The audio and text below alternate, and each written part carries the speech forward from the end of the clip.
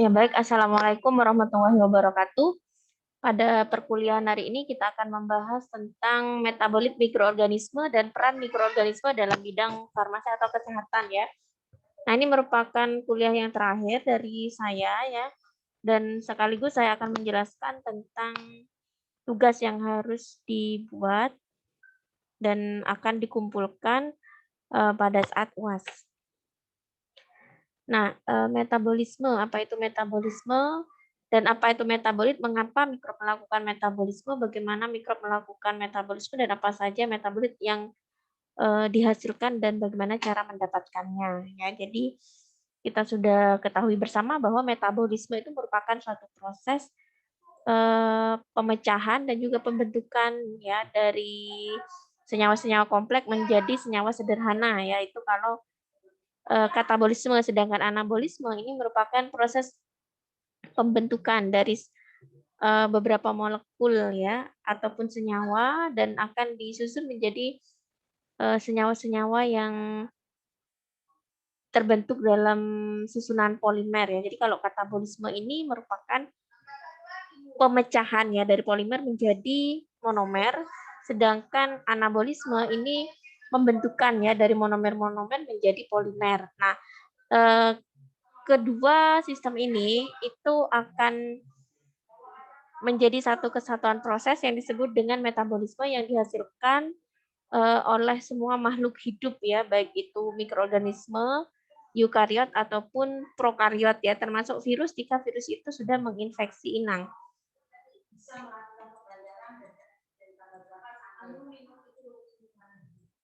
Nah, ini fungsi dari metabolisme ya, jadi mendapatkan energi, mengubah molekul nutrisi ya sebagai prokursor atau unit pembangun makromolekul, dan ini proses penggabungan dan pembentukan ya, pengertian dari anabolisme dan katabolisme. Nah, ini katabolisme ini yang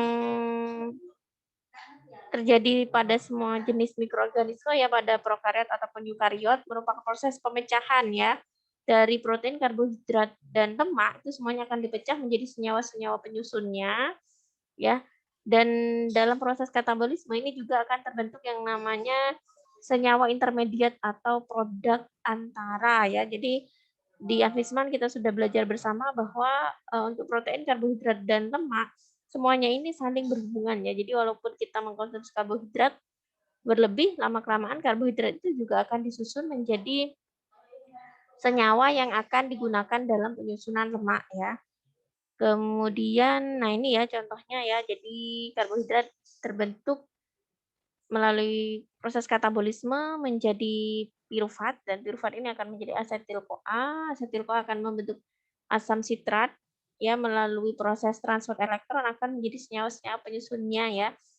Dan asam sitrat ini contohnya ya. Nah, ini melalui siklus asam sitrat di sini akan terbentuk senyawa-senyawa antara. Senyawa antara ini apa? Jadi misalkan ya dari proses asam sitrat ini akan terbentuk yang namanya alfa-ketoglutarat, suksinat, fumarat, oksaloasetat. Nah, ini merupakan prokursor ya. Jadi prokursor di sini pengertiannya tadi ya.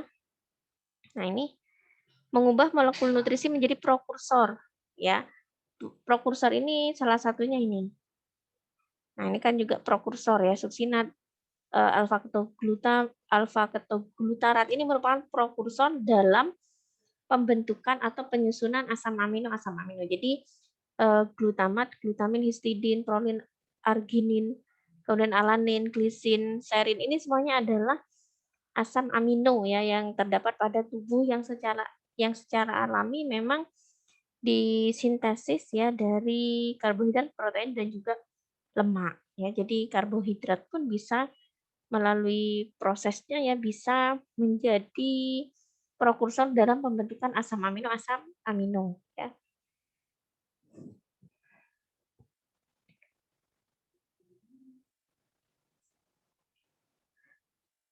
Nah, kemudian ini ya ada pengecualian untuk beberapa jenis mikroorganisme yang mampu melakukan fermentasi.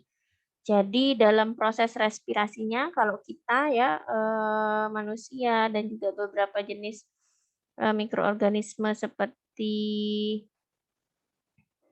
kelompok jamur yang bertudung ya, dia itu melakukan respirasi menggunakan oksigen. Nah, seperti kelompok bakteri ya, ada beberapa bakteri dan jamur dia mampu hidup tanpa adanya oksigen ya, tanpa adanya oksigen, karena oksigen ini pada kelompok eukariot umumnya ya termasuk kita ini digunakan sebagai senyawa, dalam pembentukan, proses respirasi ya, untuk menghasilkan air dan juga ATP ya dalam proses respirasi dan ini oksigen ini merupakan senyawa yang sangat urgent ya. Nah, tetapi beberapa kelompok mikroorganisme di sini tidak ada beberapa yang tidak membutuhkan oksigen. Dan ini yang disebut dengan proses fermentasi ya. Contohnya dalam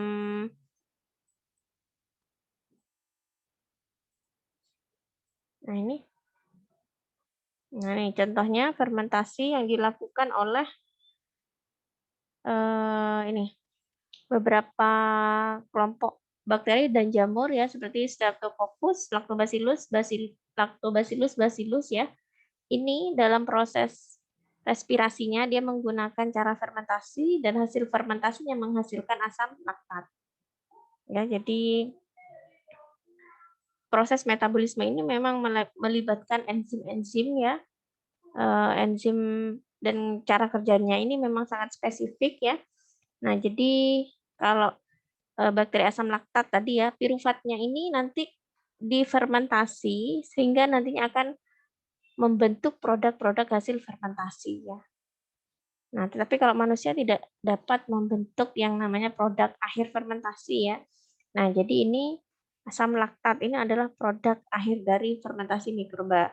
Saccharomyces cerevisiae yang termasuk jamur dari golongan yeast di sini akan memfermentasi beberapa senyawa kompleks ya, dan akan menghasilkan produk fermentasi yang namanya etanol ya, propinium dan lain-lainnya. Ini adalah produk dari, hasil fermentasi yang banyak kita gunakan ya dalam kehidupan sehari-hari. Nah, beberapa makanan minuman juga, berhasil diproduksi dengan cara difermentasi ya.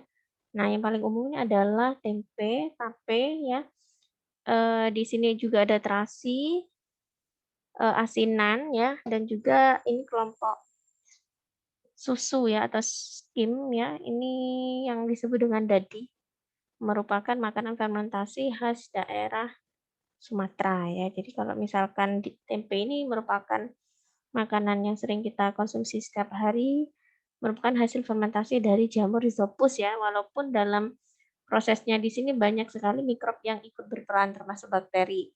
Kemudian ini ada bekasan ya, jadi kelompok dari ikan yang dilakukan fermentasi dengan menggunakan garam. Tetapi fermentasi ini ada dua macam ya, ada fermentasi yang disengaja dan ada fermentasi yang tidak disengaja. Kalau yang disengaja itu contohnya pada tempe, kemudian tape, Yakult, kecap, keju, itu yang merupakan fermentasi sengaja. Maksudnya bagaimana? Dalam beberapa tahapan prosesnya ya. Bentar saya tunjukkan. Nah, ini ya, misalkan pada pembuatan tempe ya.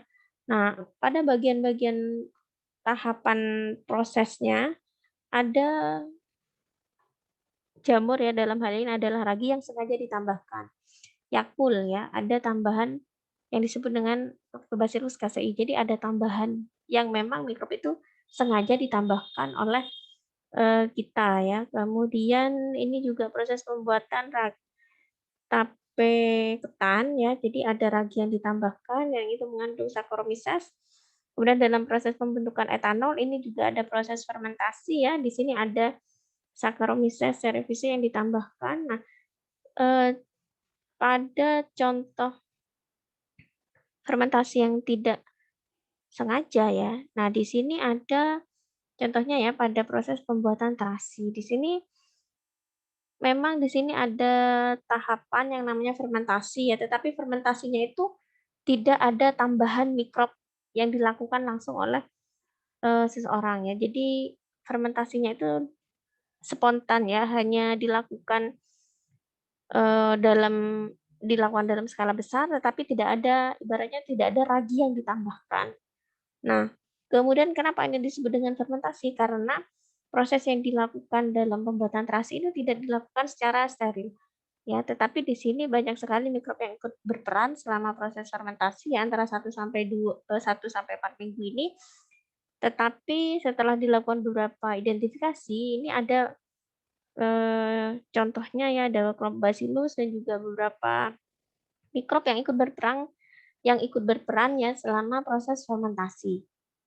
Tetapi itu tidak artinya itu tidak dilakukan secara sengaja. Jadi, terasi ini setiap daerah kadang rasanya berbeda-beda karena ada campuran dari mikrob yang ada di lingkungan ya, tempat pengolahan yang ikut membantu dalam proses pemecahan ya senyawa kompleks dari udang-udang ini airborne, itu akan dipecah menjadi senyawa-senyawa yang lebih sederhana oleh yang namanya mikroba, yang ada di lingkungan tempat pengolahan tersebut. Nah, termasuk ini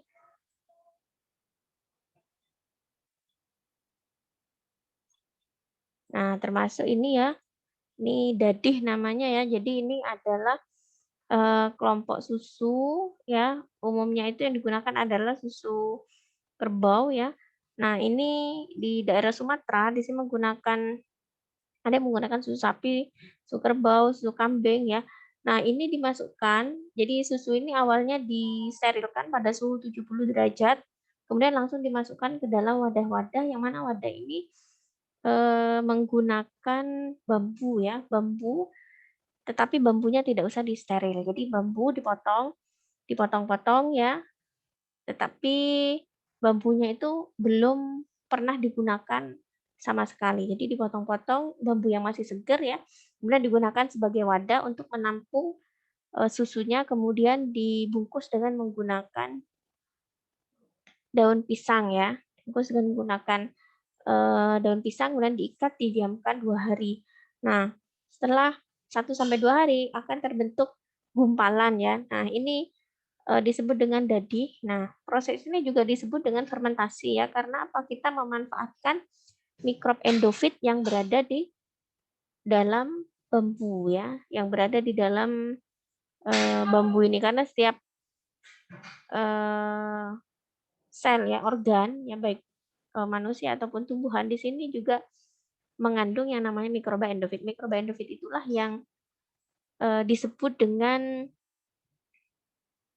mikrob yang membantu dalam proses fermentasi secara spontan ya, atau secara tidak sengaja, termasuk asinan. Asinan ini kan dilakukan dengan cara fermentasi tetapi tidak ada, ragi yang ditambahkan. Nah, ini dari mana? Berarti mikrob yang ada di dalam sawi ini ya, yang hidup secara endofit itu ikut membantu dalam proses degradasi ya, degradasi senyawa kompleks dari, sawi ini menjadi senyawa-senyawa yang lebih sederhana ya, karena ini banyak sekali mengandung serat kan ya, serat difermentasi oleh kelompok mikroba endofit dari buah-buahan atau dari sayuran ini ya, didiamkan beberapa hari dan kebesokan harinya hasil dari fermentasinya itu akan menimbulkan rasa asam. Nah, asam itu dihasilkan oleh kelompok bakteri asam laktat yang memang secara alami ada di dalam tanaman tersebut. Ya, jadi untuk dadih, sawi, kemudian bekasam ya, kemudian terasi, ini adalah kelompok makanan fermentasi yang dilakukan secara spontan ya, tidak ada penambahan ragi secara langsung atau tidak dilakukan penambahan ragi oleh tangan manusia ya. Nah, saya lanjutkan ini contoh produk bioteknologi konvensional. Jadi ini hanya sebagian saja yang disebutkan di tabel ini, sebenarnya yang paling lengkap itu ada di jurnal ya. Nah, tadi koko, bahan dasarnya adalah air kelapa dengan, adanya bantuan Acetobacter psilynum. Tetapi nata de coco ini termasuk fermentasi yang dilakukan secara sengaja ya. Nah, roti ini juga termasuk fermentasi yang dilakukan oleh yeast, ada penambahan ragi. Jadi ini termasuk fermentasi yang dilakukan secara sengaja ya. Termasuk antibiotik, alkohol, asam cuka, bir, kecap, keju, oncom ya, ini tempe oncom, Yakult ya. Nah, ini ada satu jurnal yang menyebutkan bahwa selama proses produksi tempe ya, tempe yang ada di Indonesia maksudnya. Nah, di sini ada peran dari yeast dan juga bakteri asam laktat yang berfungsi dalam proses pemecahan protein yang ada di kedelai menjadi beberapa vitamin dan asam lemak ya, yang merupakan hasil degradasi dari jamur ya. Jadi jamur itu hanya mengubah atau rhizopusnya ini ya. Jadi kalau pada tempe di sini yang berperan itu kan ada Rhizopus oryzae. Nah, Rhizopus ini tugasnya hanya memecah kedelai menjadi asam amino ya, menjadi asam amino. Nah, di kedelai itu kan protein ya. Nah, dipecah menjadi asam amino, kemudian asam amino itu nantinya akan dihidrolisis kembali ya oleh sekelompok yeast dan juga bakteri asam laktat yang menjadi senyawa-senyawa yang bermanfaat ya. Contohnya beberapa bentuk vitamin, coba Anda browsing ya, judul dengan judul ini ya. Jadi tempe itu tidak hanya mengandung asam amino atau protein, tetapi juga mengandung asam lemak ya, asam lemak baik ya, seperti omega 6, omega 9, dan juga vitamin yang memang diproduksi oleh kelompok yeast dan bakteri asam laktat yang ada di tempe tersebut. Tetapi ini tidak ditambahkan. Ini berasal dari lingkungan tempat produksi tempe tersebut ya. Jadi pada saat pembentukan tempe, pada saat proses produksi tempe itu tidak mungkin tempatnya itu disterilkan kan ya. Jadi mikroba yang ada di lingkungan tempat produksi itu juga ikut berperan selama proses fermentasi. Nah, ini buktinya ya dari penelitian Nurdini, teman saya sendiri waktu saya S2. Jadi membandingkan antara pertumbuhan mikroba yang ada di dua home industri yang berbeda. Nah, jadi ini home industri pertama, ini home industri yang kedua. Nah, home industri yang pertama di sini ditemukan sebanyak 28 jenis bakteri dari kelompok Enterococcus ya. 4 kelompok dari Lactobacillus dan 1 Lactobacillus fermentum. Sedangkan di home industry yang lain itu ada 1, 2, 3, 4, 5. Ada 5 jenis bakteri yang ditemukan yang tidak sama dengan home industry yang pertama. Jadi keragaman dari bakteri yang ikut fermentasi ya secara tidak sengaja pada tempe itu juga akan mempengaruhi kandungan dari tempe itu sendiri dan mempengaruhi cita rasa ya dari tempe itu. Jadi walaupun sama-sama tempe rasanya itu beda ya, kadang rasanya beda dan kandungannya juga ada perbedaan ya, tergantung apa?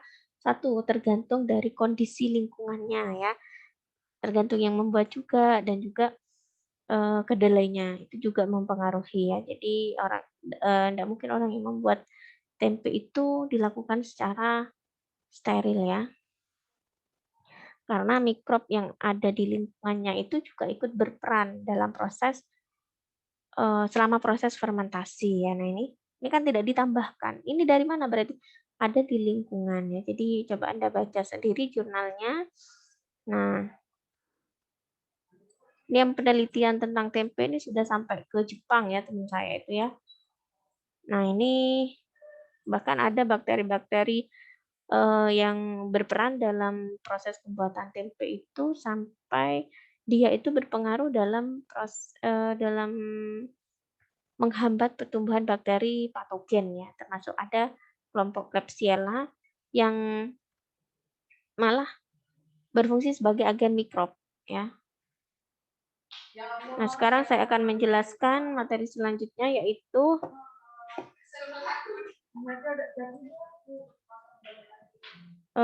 metabolit ya.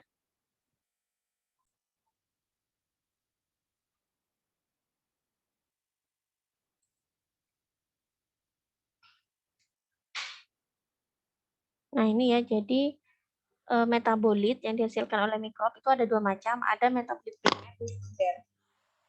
Ya, apa itu perbedaannya? Jadi ini perbedaannya metabolit primer ini masih dibutuhkan dalam proses pertumbuhan mikroba itu sendiri ya.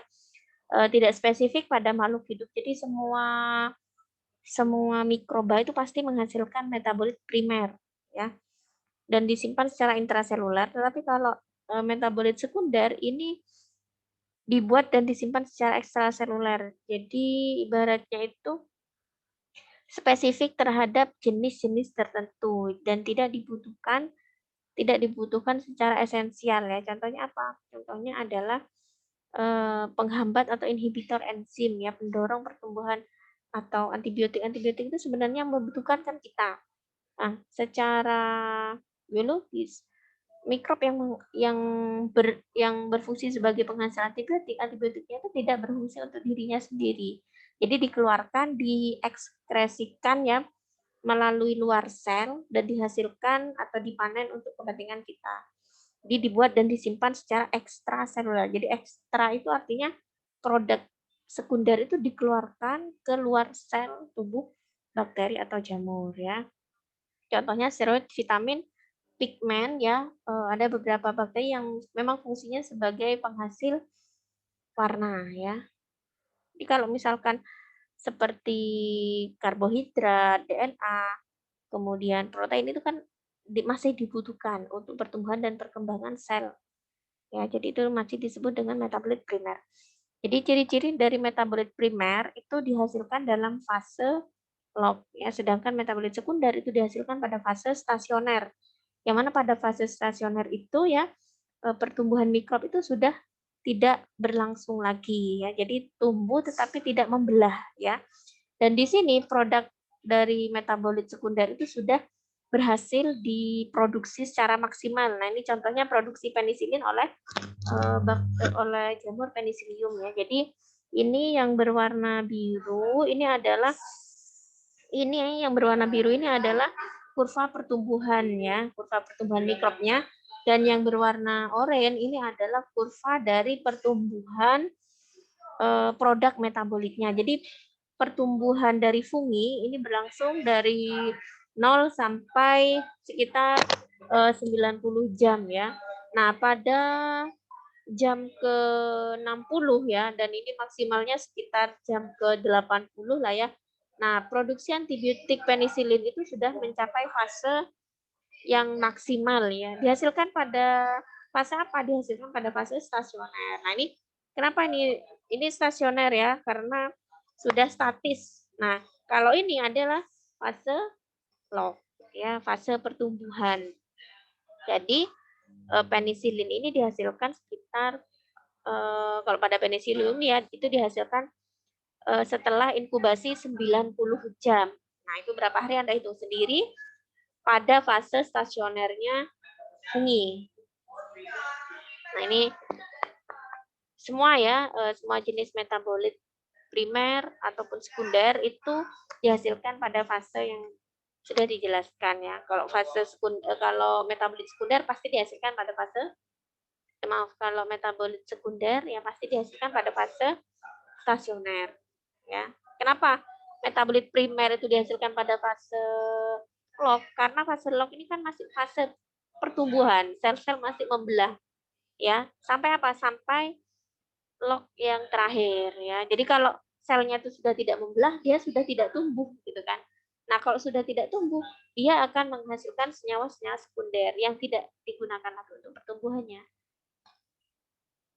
Nah, tetapi di fase stasioner ini sebenarnya sudah juga dihasilkan senyawa-senyawa toksik ya pada mikrob sehingga pada prosesnya ini ya, ini di sini ada proses ekstraksi dan purifikasi. Purifikasi itu artinya pemurnian ya. Nah, ini peran mikroorganisme dalam bidang farmasi ya. Jadi contohnya dalam bidang industri dan bioteknologi ya. Nah, di sini kita menggunakan sel dan senyawa metabolit mikrob ya. Jadi dalam proses industri itu biasanya proses yang penting itu adalah proses produksi dan hilir. Nah, pada produksi ini biasanya menggunakan karena ini adalah kelompok mikroorganisme ya, jadi pertumbuhannya itu dengan cara fermentasi. Nah, kalau hilir itu setelah dilakukan fermentasi maka ada ekstraksi dan purifikasi ya. Jadi sama seperti pertemuan sebelumnya saya menjelaskan proses purifikasi dari hormon insulin ya yang dihasilkan secara bioteknologi menggunakan teknologi plasmid dari Escherichia coli ya dan disisipkan lagi ke sel Escherichia coli. Nah, di situ ada purifikasi. Kenapa? Karena ada toksik juga yang dihasilkan selama fase stasioner ya. Jadi tidak hanya menghasilkan penisilin saja, juga menghasilkan toksik yang dihasilkan oleh fungi. Sehingga setelah produk dari hasil fermentasi atau metabolit sekundernya itu dihasilkan, di sini ada ekstraksi dan purifikasi untuk memisahkan senyawa-senyawa yang dihasilkan oleh mikroba tersebut. Nah, jadi untuk peran yang pertama yaitu mikro penghasil antibiotik ya. Ini yang paling terkenal adalah Penicillium notatum ya, dalam menghambat Staphylococcus aureus. Jadi ini merupakan suatu penemuan yang tidak sengaja dilakukan oleh Alexander Fleming ya. Jadi ini adalah Staphylococcus aureus. Kemudian di sini ada kontaminan. Kontaminan itu namanya Penicillium notatum. Jadi sebenarnya kontaminan ini tidak diinginkan ya pertumbuhannya, tetapi setelah dilakukan riset ya, ternyata kontaminan itu malah memberikan manfaat. Dia menghambat pertumbuhan Staphylococcus yang ada di petri dish ini. Nah, sebenarnya Alexander ini menumbuhkan Staphylococcus-nya di sini. Ditumbuhkan, nah kemudian kok ada kontaminan. Nah, ternyata kontaminan itu malah membentuk zona bening. Artinya zona bening itu merupakan hasil metabolit yang dihasilkan oleh Penicillium notatum ini dan sampai saat ini disebut dengan penicillin ya. Dan penicillin itu mampu menghambat pertumbuhan koloni dari Staphylococcus ya. Jadi sampai saat ini produksi antibiotik itu sudah dilakukan secara fermentasi dan semi sintetik ya. Nah, ini contoh-contoh mikrob penghasil antibiotik dari kelompok bakteri dan kelompok cendawan. Cendawan itu fungi ya. Jadi sebenarnya kelompok fungi ini jenis antibiotik yang dihasilkan itu sedikit ya. Ini sekitar 123 antibiotik. Nah, berbeda dengan kelompok dari actinomycet ya, itu menghasilkan ribuan jenis antibiotik yang dihasilkan. Nah, ini kelompok bakteri. Bakteri itu ada kalau ini kelompok actinomycet ya, ini actinomycet, ini bakteri, ini non non non actino ya. Jadi actinomycet ini seperti ini ya. Jadi actinomycet ini ya dengan genus Streptomyces yang merupakan genus penghasil antibiotik terbanyak ya di kalangan mikroorganisme. Ini koloninya mirip dengan bakteri dan mirip dengan jamur ya. Nah, ini selnya itu berwarna ungu setelah dilakukan pengecatan gram dan itu termasuk kelompok bakteri gram positif. Nah, ini kalau melihat koloninya itu tidak menyebar ke cawan petri ya, koloninya kecil tetapi memiliki berserat. Jadi kalau bakteri pada umumnya seperti E. coli, S. aureus yang kita sudah praktikumkan itu kan koloninya kan kebanyakan putih licin ya, bening. Nah, untuk kelompok Streptomyces dari kelompok Actinomyces itu koloninya itu sangat beragam. Nah, ini ya bagus-bagus. Nah, ini hasil penelitian saya ya, di mana saya sudah melakukan isolasi kelompok Streptomyces dari tanaman obat ya, dari bunga rosella, kemudian kencur dan juga satu lagi itu apa ya?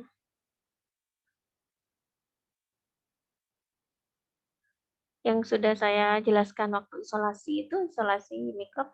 Nah, itu ada bunga rosella, kencur sama Bentar ya, saya lupa satu. Nah ini koloni yang sudah dipurifikasi dengan cara trik kuadrat. Nah ini koloninya mirip dengan jamur ya, jadi seperti bubuk, seperti berbubuk, tetapi dia tidak memenuhi cawan Petri. Berbeda dengan jamur yang memenuhi cawan Petri, ini usianya sudah 2 minggu. Dan setelah dilakukan pengecatan gram, ini memiliki warna ungu dan termasuk bakteri gram positif ya. Jadi, nah ini sama dengan ini ya. Jadi koloninya itu kecil-kecil dan berserat. Jadi ini kalau misalkan diambil dengan satu ose itu nggak bisa, saking kerasnya. Jadi koloninya itu sangat keras. Kalau kita mengambil menggunakan ose, kita ngambil langsung pakai medianya. Yaitu ciri-ciri dari bakteri dari genus Streptomyces ya, ini yang merupakan penghasil senyawa antibiotik tertinggi ya di kalangan mikroorganisme. Nah, ini hasil dari identifikasi 16 sRNA atau identifikasi genetik ya. Semuanya termasuk kelompok Streptomyces ya. Nah, kecuali satu ini memang salah identifikasi ya. Jadi kemungkinan ini memang tertukar ya untuk KJ3B. KJ3B ini teridentifikasi pada mirip dengan kelompok bakteri gram negatif, padahal hasil dari pengecatan gramnya ini termasuk gram positif. Jadi ini salah mengambil sampel ya waktu saya melakukan uji 16S. Jadi karena saya menggunakan jasa, tidak saya lakukan sendiri. Ini salah sampel ya. Kalau yang lainnya ini benar kelompok Streptomyces. KJ3B ini KJ3B. Nah ini. Nah ini ya, jadi KJ3B ini secara secara pengecatan gram ini termasuk bakteri gram positif ya, warnanya ungu dan bentuknya seperti ini. Tidak seperti kelompok-kelompok koloni pada umumnya, kelompok koloni bakteri pada umumnya seperti E. coli dan Bacillus itu kan berserat ya. Nah ini, setelah diidentifikasi 16S, ternyata berbunyi kalau ini KJ3B termasuk gram negatif, kan salah ya, salah penempatan sampel waktu itu. Nah ini contoh jurnal produksi antibiotik oleh Bacillus subtilis dengan menggunakan media spesifik. Jadi produksi antibiotik itu memang tidak bisa menggunakan media NA atau PDA ya. Jadi ada media-media spesifik agar metabolit yang dihasilkan itu sesuai dengan keinginan kita ya.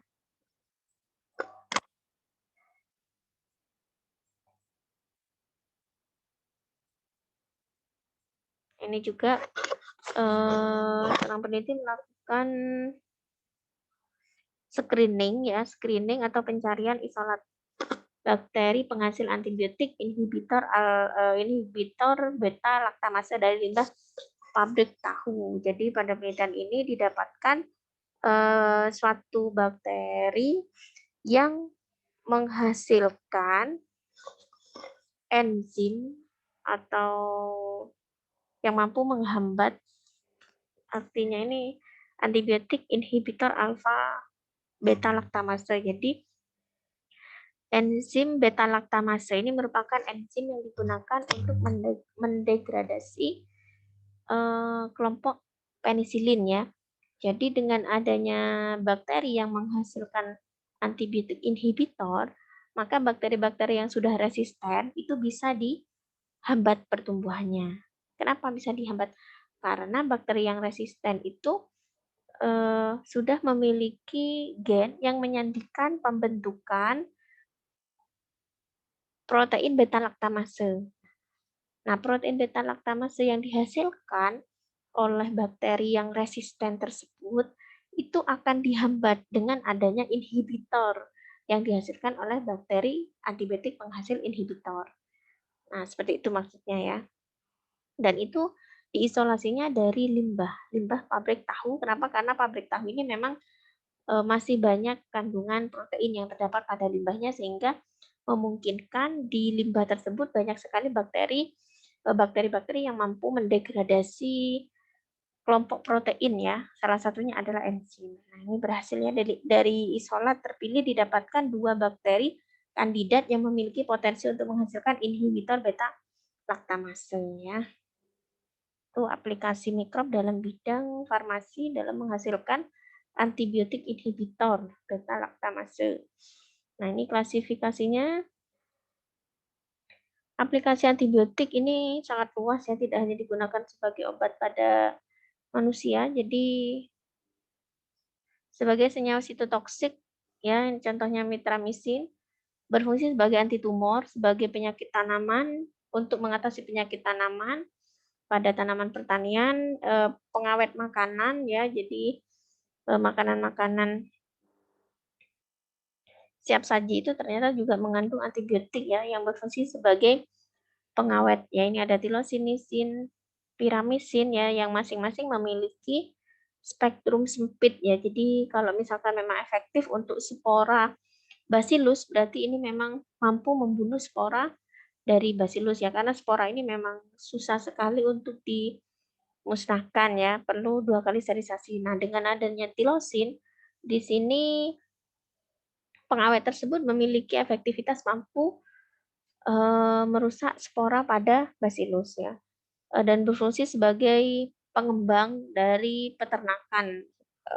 Jadi pada peternakan itu juga ada antibiotik yang memicu pertumbuhan ternak ya, sehingga sistem pencernaan pada ternak itu, ternak ayam misalkan itu akan bagus sehingga akan menghindarkan pada penyakit-penyakit patogen dengan adanya antibiotik tersebut.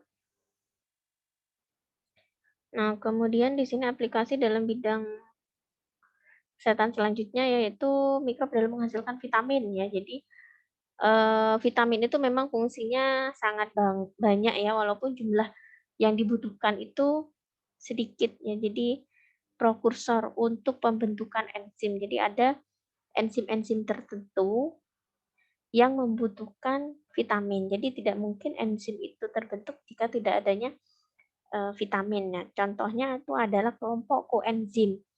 Koenzim itu adalah vitamin B. Jadi vitamin B itu termasuk koenzim yang mana pembentukan vitamin B dalam tubuh kita itu diperlukan eh, adanya enzim.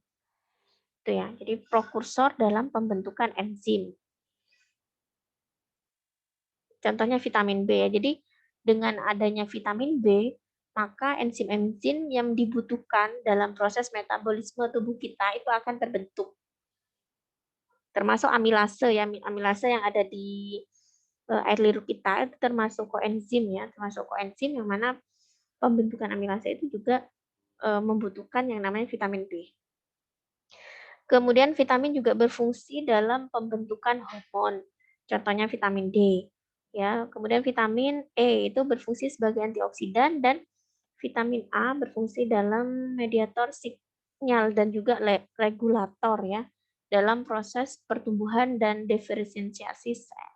Jadi walaupun vitamin ini merupakan senyawa organik yang dibutuhkan dalam jumlah kecil, tetapi keberadaannya itu sangat krusial ya, sangat penting. Nah, ini contohnya beberapa vitamin yang dihasilkan oleh kelompok mikrob ya. Jadi contohnya ini Clostridium abscigospi ya, Bacillus subtilis Corynebacter. Nah, ini juga mampu menghasilkan vitamin B2. Selain sumber lain jadi X ini kan telur ya, telur itu juga kaya akan vitamin B2. Tetapi mikrob dari kelompok ini juga mampu menghasilkan vitamin B2 ya. Nah, ini juga mikrob penghasil asam organik, contohnya asam sitrat, asam glukonat, asam asetat, dan asam laktat. Ini sangat dibutuhkan dalam proses industri ya, proses industri makanan, industri farmasi, dan juga industri yang lain.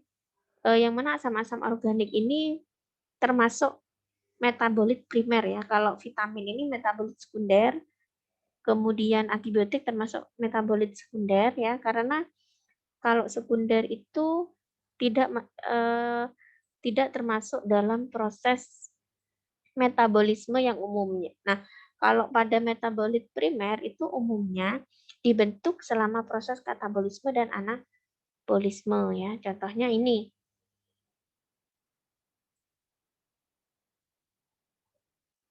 Nah, ini ya. Ini kan asam sitrat, asam glukonat, dan asam asetat, asam laktat. Nah, asam sitrat ya, saya coba contohkan asam sitrat ini ya. Nah, asam sitrat ini disebut dengan metabolit primer karena asam sitrat ini masih dibutuhkan ya. Nah, ini kan sitrat, siklus asam sitrat. Sitrat ini masih dibutuhkan dalam proses pertumbuhan mikrob itu ya, masih dibutuhkan untuk pertumbuhannya. Nah, tetapi pada mikrob-mikrob tertentu sitrat itu dihasilkan dalam jumlah yang berlebih gitu ya. Jadi nah ini, asam organik merupakan metabolit primer, namun hanya mikroba yang mempunyai kemampuan untuk mengakumulasikan dalam jumlah yang tinggi yang bisa digunakan untuk menghasilkan asam organik. Jadi semua mikroba termasuk kita itu juga menghasilkan asam asam sitrat, glukonat dan juga asetat ya. Tetapi beberapa mikrob ya contohnya ini, nah Aspergillus niger, Wenti, nah ini ya Candida dan Trichoderma, kelompok jamur ya, itu menghasilkan sitrat dalam jumlah yang lebih selama proses metabolismenya. Sehingga jumlah yang lebih itu dimanfaatkan oleh manusia untuk kepentingan industri ya, dalam menghasilkan asam sitrat. Memang secara alami itu umumnya dihasilkan oleh cendawan melalui proses fermentasi ya, tetapi sebelum ada proses fermentasi dengan adanya mikroba ini, pembentukan asam sitrat, produksi asam sitrat ini masih menggunakan tanaman yaitu lemon. Tetapi kandungannya rendah ya dan produksi lemon secara terus-menerus 1 kilonya itu berapa?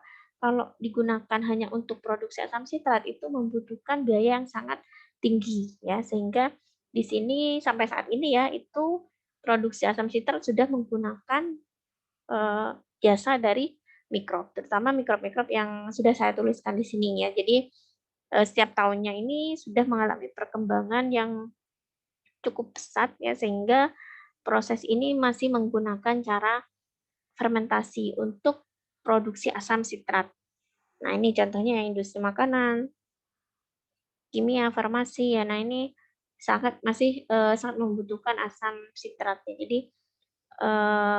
kenapa di sini kita lebih memilih menggunakan mikrob? Karena alasan tadi.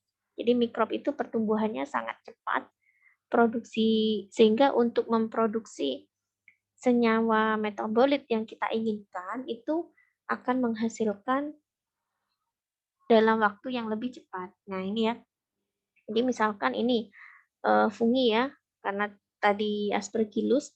Nah, Aspergillus itu menghasilkan asam sitrat pada ini jam ke ini. Jadi pada jam ke ini biasanya manennya itu ada di pertengahan log pada jam ke-30.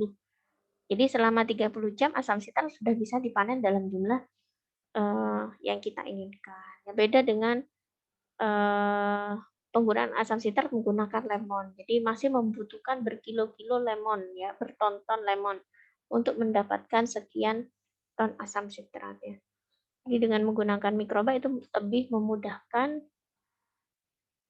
metabolit yang kita inginkan ya.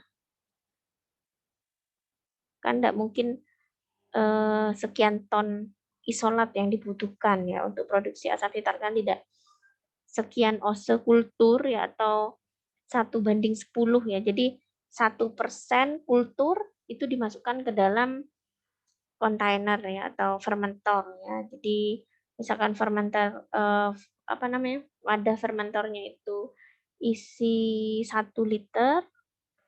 Jadi starter isolat yang ditumbuhkan dalam 1 liter itu hanya 1%-nya saja yaitu 1 liter berarti 1%-nya berapa? 10 mili. Ya nanti tinggal ngalihkan saja. Kalau misalkan membutuhkan 100 liter berarti berapa mili starter yang akan dibutuhkan dalam proses fermentasi asam sitrat ini. Jadi memang lebih hemat penggunaan mikrob dibandingkan dengan tanaman ya, alasan pertumbuhannya. Nah, ini penghasil asam amino juga sama ini, asam glukonat juga sama ya. Nah, ini, isolasi dan identifikasi bakteri asam laktat penghasil inhibitor. Jadi asam laktat itu ternyata juga berfungsi sebagai penurun kolesterol ya, karena asam laktat ini mampu menghasilkan inhibitor enzim MHA-CoA reduktase ya, mana enzim ini merupakan enzim dalam pembentukan kolesterol ya di dalam hati.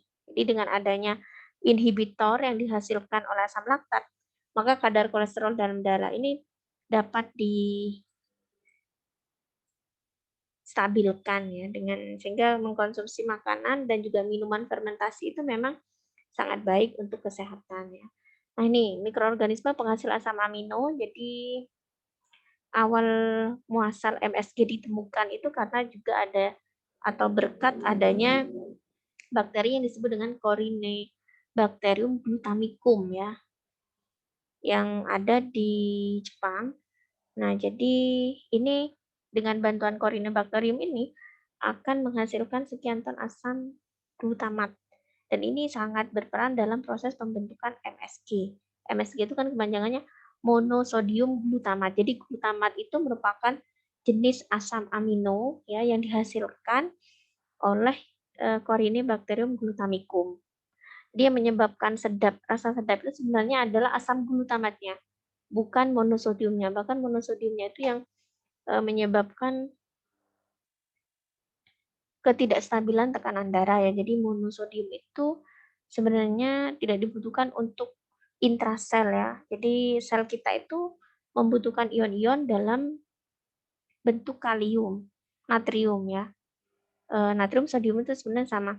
Kalium ya, kalium itu yang paling permeabel pada sel kita ya. Untuk sodiumnya itu harusnya jumlahnya sedikit ya. Nah, ini asam glutamat.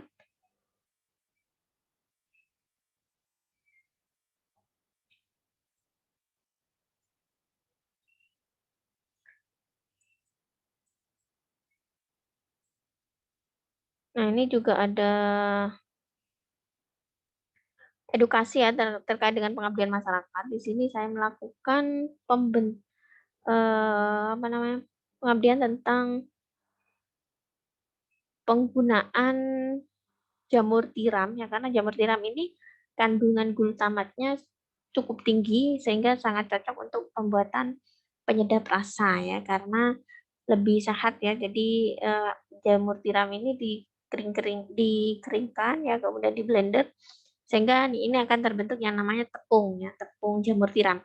Nah, ini nanti ditambah dengan bumbu-bumbu ya dimasak sehingga akan terbentuk yang namanya penyedap rasa. Jadi artinya itu penyedap rasa alami pengganti MSG ya. Jadi, di sini keunggulannya MSG atau penyedap rasa dari jamur tiram di sini tidak mengandung monosodium. Jadi hanya mengandung, glutamat ya. Jadi, dengan tidak adanya sodium yang didapat dari, penyedap tersebut menyebabkan akan menguntungkan ya bagi kesehatan yang tidak biasanya monosodiumnya itu yang menyebabkan gangguan pada pembuluh darah ya, seperti tekanan darah tinggi dan lain-lain. Jadi ini merupakan salah satu alternatif dalam membentuk atau mendukung pola hidup sehat ya, dengan memanfaatkan bahan-bahan alami yang mengandung asam glutamat yang tinggi yang dihasilkan oleh, jamur tiram ya. Ini juga L-lysine, salah satu asam amino yang dihasilkan oleh Aerobacterium ya, dengan memanfaatkan limbah molase. Jadi molase itu merupakan limbah hasil dari penggilingan tebu ya, jadi bentuknya itu seperti kecap dan itu dimanfaatkan dalam pembentukan alkohol ya, fermentasi alkohol. Nah, selanjutnya mikroorganisme penghasil vaksin. Jadi vaksin ini merupakan sediaan yang mengandung zat antigenik yang mampu menimbulkan kekebalan inaktif khas pada manusia dan vaksin itu bisa diambil dari toksik dari mikrobanya yang sudah diinaktifkan. Bisa langsung mikrobanya yang sudah dimatikan atau mikrob yang sudah dilemahkan atau gen-gen pengkode protein. Nah, jadi vaksin itu dihasilkan oleh mikrob ya, bisa dari bakteri virus. Dan ini kelompok virus ya, ini Bacteriophage, ciri-cirinya berbeda dengan virus yang lainnya, jadi memiliki ekor ya. Kemudian, nah jadi maksud dari sebagian, ini toxic mikrob inaktif, mikrob yang dimatikan, mikrob yang dilemahkan, atau gen-gen pengkode. Nah, mungkin di sini yang membuat beda, kalau mikrob yang dilemahkan atau yang dimatikan itu berarti semua yang digunakan untuk vaksin. Selnya ya, dilemahkan atau dimatikan. Tetapi kalau gen pengkode yang diambil itu adalah gennya, ya, gen yang ada di dalam DNA-nya. Ini kan DNA yang mengkode protein mikrob yang menyebabkan kematian atau toksik. Misalkan apa? Nah, ini misalkan pada COVID-19 yang menyebabkan penyakit itu kan ini, spike proteinnya atau reseptor yang akan berpasangan dengan reseptor yang ada di mukosa lendir tenggorokan kita. Nah, jadi ini kan reseptor itu kan protein ya. Protein itu ada gennya. Jadi gen yang mengkode pembentukan spike protein S ini yang akan diambil gennya. Nah, gennya itu yang digunakan untuk vaksin. Bisa seperti itu ya. Jadi bisa mengambil gennya, bisa mengambil semua virusnya yang sudah dilemahkan atau dimatikan ya, atau bisa mengambil toksinnya atau senyawa ya, senyawa yang dihasilkan oleh virus atau bakteri tersebut untuk mematikan toksiknya ya, berarti ya, senyawa metabolitmenya, metabolit primer ataupun sekunder. Nah, ini contoh virus-virus yang sudah berhasil dibuatkan vaksinnya ya. Jadi vaksin virus hidup, virus inaktif, vaksin subunit. Nah, kalau subunit ini berarti subunit dari bagian selnya, bukan sel yang dimatikan. Misalkan gen yang menyandikan protein spike-nya. Jadi itu namanya vaksin subunit. Vaksin hepatitis. Ini contohnya ya. Vaksin virus inaktif yang berarti ini vaksinnya itu mengandung virus yang sudah dimatikan, virus yang dilemahkan ya. Tuh bedanya ya. Pengujian senyawa antimikrob ini sudah kita lakukan saat praktikum ya. Tetapi kita menggunakan cara yang manual, yang ini ya. Kalau yang ini biasanya menggunakan cara yang lebih cepat tetapi membutuhkan biaya yang lebih mahal ya, tapi hasilnya lebih akurat. Jadi masing-masing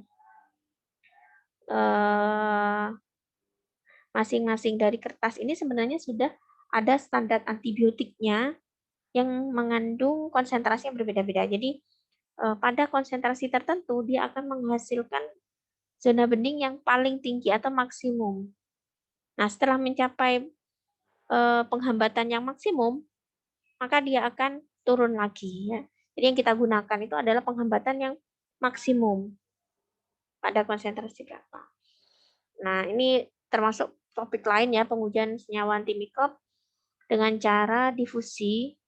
Dengan cara dilusi kita tidak praktikumkan karena ini metodenya cukup membutuhkan waktu yang lama ya, lebih rumit.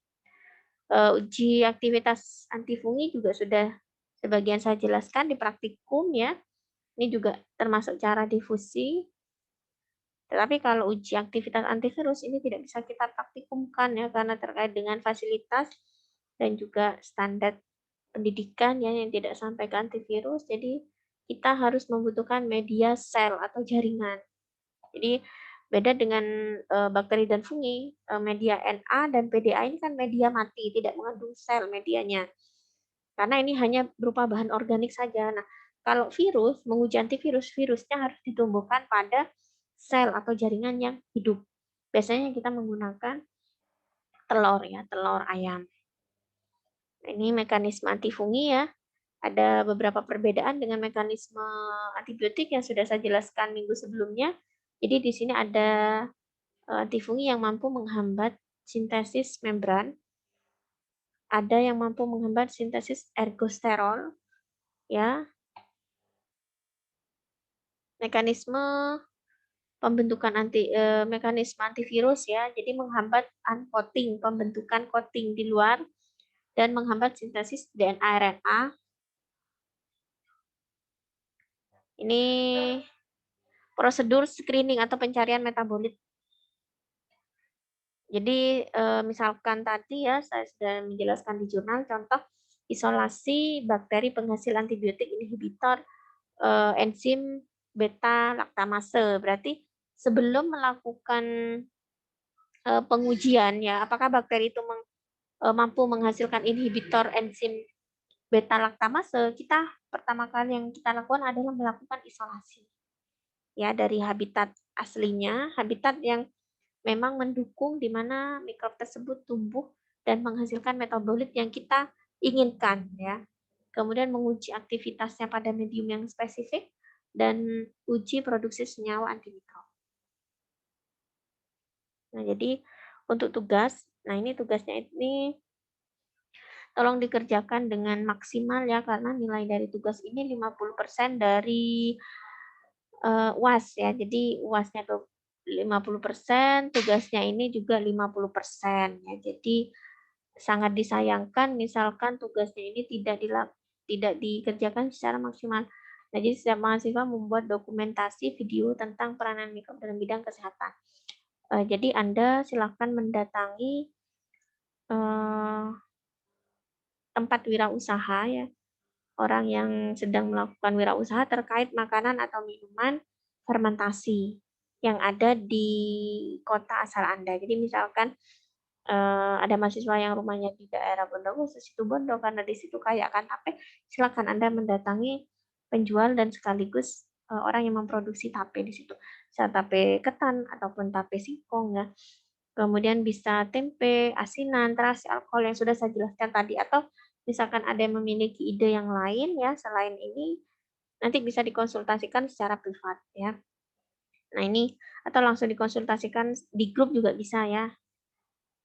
Yang dibahas di dalam video itu adalah Anda mewawancarai ya orang yang bekerja pada saat produksi tape ataupun tempe ini ya, dan makanan atau fermentasi yang nantinya Anda pilih, bisa Anda mewawancarai atau bisa Anda langsung memvideokan ya. Umumnya kalau karena ada beberapa pabrik itu yang tidak membolehkan pada saat kita masuk pabrik harus menggunakan masker atau tidak boleh bersuara, itu juga ada yang seperti itu ya. Nah, kalau misalkan tidak bersuara tidak apa-apa, Anda ambil gambarnya saja nanti, kemudian Anda, edit videonya dan Anda beri suara, ya diedit videonya Anda beri suara sambil Anda jelaskan proses produksi dari persiapan, ya misalkan tempe ya, persiapan kedelai itu bagaimana, hingga proses produksi itu siap jual. Nah, Anda jelaskan pada saat tahap fermentasinya, tahap pemberian inokulum mikrobnya, itu pada tahapan apa. Dan Anda jelaskan juga di video tersebut itu termasuk fermentasi sengaja atau tidak sengaja ya. Jadi kalau yang sengaja itu ada penambahan mikrob, ya ada penambahan ragi yang memang sengaja ditambahkan pada proses fermentasi tersebut. Tetapi yang tidak sengaja itu fermentasi itu berjalan secara spontan ya, dengan bantuan mikrob yang ada di lingkungan tempat produksi ya. Jadi, pada tahapan apa proses penambahan inokulum itu, atau proses fermentasi itu, Anda jelaskan di video ya. Dan untuk proses produksi ya, dari awal persiapan sampai hilir ini kan, videonya ada di pabrik ya, atau ada di tempat seorang tersebut berwirausaha. Kemudian Kemudian setelah Anda keluar dari pabrik ya, Anda sudah dapat dokumentasinya, videonya sudah Anda dapat. Nah, Anda jelaskan secara ini, di luar pabrik itu juga bisa Anda, jelaskan jenis-jenis apa yang jenis-jenis mikrob nih, misalnya kurang ya, jenis-jenis mikrob apa saja, apa jenis-jenis mikrob yang berperan dalam proses pembentukan atau fermentasi makanan atau minuman tersebut. Kemudian apa nama metabolit yang dihasilkan ya, misalkan tempe ya, tempe itu jenis mikrobnya apa? Misalkan Rhizopus ya, Rhizopus satu. Nama metabolit yang dihasilkan oleh Rhizopus itu apa? Misalkan Rhizopus itu mampu memecah protein menjadi asam amino. Jadi nama metabolitnya itu yang dihasilkan oleh Rhizopus, Anda tulis ya, Rhizopus mengubah protein menjadi asam amino. Nah, asam amino itu termasuk primer atau sekunder? Anda tulis termasuk metabolit primer. Ya, Anda cari. Kemudian sudah saya jelaskan tadi ya bahwa pada produksi tempe itu tidak hanya mikrob Rhizopus saja yang berperan, ya ada bakteri lainnya.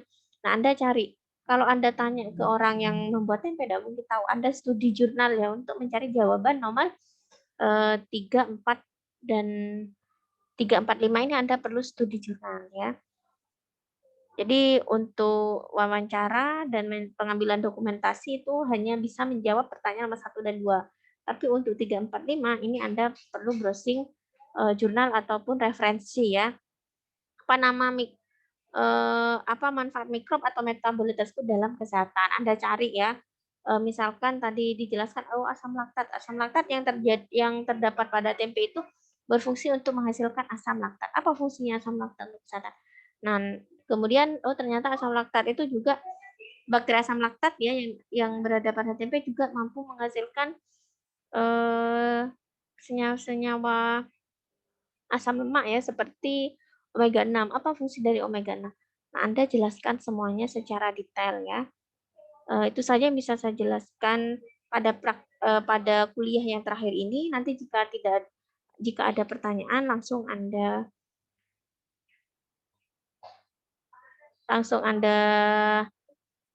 tanyakan di grup WA ya. Nah, ini contoh proses-prosesnya saja Anda bisa browsing yang lebih lengkap di internet. Jadi sebelum Anda wawancara orang yang ingin Anda kunjungi ya, diusahakan Anda belajar dulu, tahu dulu prosesnya ya. Baik, saya akhiri kuliah hari ini. Assalamualaikum warahmatullahi wabarakatuh.